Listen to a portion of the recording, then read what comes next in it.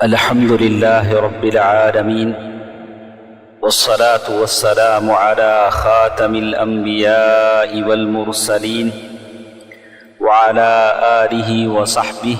ومن تبعهم بإحسان إلى يوم الدين، أما بعد۔ محترم حضرات و خواتین، نماز دین کا ستون اور اہل ایمان کا نور ہے۔ نماز بندے اور اس کے رب کے درمیان رابطے کا ایک ذریعہ ہے۔ جب بندہ مومن کی نماز کامل ہو، اس میں تمام لازمی امور اور سنن جمع ہوں،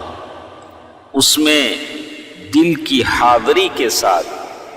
حضور قلب کے ساتھ جو نماز کا لب لباب ہے حاصل ہو، تو بندہ مومن جب نماز میں داخل ہوتا ہے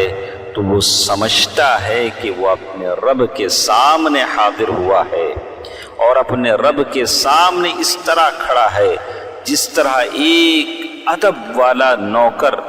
غلام اپنے مالک آقا کے سامنے کھڑا ہوتا ہے، اور جو کچھ کہے اور جو کچھ کرے اس کا معنی اور مفہوم اس کے شعور میں حاضر ہو، وہ اپنے رب کے ساتھ مناجات اور اس سے دعا مانگنے میں ڈوبا ہوا ہو، تو یقیناً یہ نماز تمام امور میں سب سے بڑی مددگار ہے، کیونکہ نماز فواحش اور برے کاموں سے روکتی ہے۔ یہ حضور قلب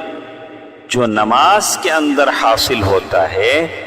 بندے کے دل میں ایسے وصف اور داعیے کا موجب بنتا ہے جو بندہ مومن کو اللہ تعالی کے احکام کی اطاعت اور اس کی نواہی سے پرہیز کی طرف دعوت دیتا ہے۔